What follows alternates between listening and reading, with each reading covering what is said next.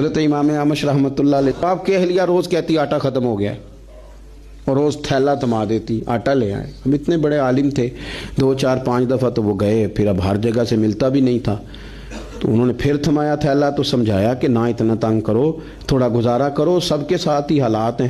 وہ پھر انہوں نے کہا تو غصہ بھی بندہ ہو جاتا ہے, تو غصے میں کئی دفعہ ہم ایسی بات بھی کرتے ہیں جو بعد میں ہمارا خیال ہوتا ہے کہ نہیں کہنی چاہیے تھی, یہ ذرا زیادہ ہو گئی یار. خود پچھتاوا ہوتا ہے, مانے چاہے نہ مانے, احساس ہوتا ہے کہ یہ جملہ تیز نکل گیا, نہیں کہنا چاہیے.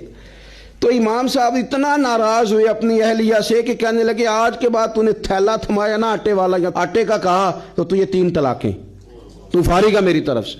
بڑھاپا ہے, اتنی عمر ہے, اتنے سخت بات کہہ دی, اہلیہ رونے لگی. امام صاحب بھی پریشان ہو گئے. بعد میں انہوں نے پیغام دیا اب کرنا کیا ہے, کہنے لگے کچھ سوچتا ہوں. آپ کی اہلیہ کو پتا تھا کہ امام اعظم ان کے شاگرد ہیں, ہمارے بڑے فرما بردار ہیں. انہوں نے نا 1-2 دن کے بعد پیغام بھیجا کہ اب آٹا بھی ختم ہے, کہنا بھی ان کو ہی ہے, اور انہوں نے بڑی سخت بات کر دی ہے کہ اب کہا تو 3 طلاقیں.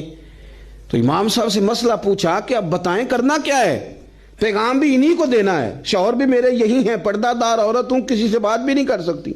اور انہوں نے کہہ دیا اگر آٹے کا میسج دیا تو 3 طلاقیں. تو امام صاحب کہنے لگے میری استانی سے, میری اماں سے جا کے کہو, مشکل بات ہی کوئی نہیں, استاد جی کو کہنا نہیں آٹا لے آئیں, کوئی ضرورت نہیں. جب وہ سو رہے ہونا تو آٹے والا تھیلا ان کے کرتے سے باندھ دیں, اٹھیں گے تو خود ہی سمجھ آ جائے گی کہ آٹا گھر میں ختم ہے. تو حضرت امام اعمش رحمۃ اللہ علیہ سو کے اٹھے تو کرتے کے ساتھ آٹے والا تھیلا بندھا تھا, دیکھ کے مسکرا پڑے, کہنے لگے بتاؤ ابو حنیفہ کے پاس کون گیا تھا, بتاؤ مسئلہ کس نے پوچھا ہے, جا کے وہاں سے کون سبق یاد کر کے آیا ہے جو یہاں آ کے وہ ہمیں بتا رہا ہے.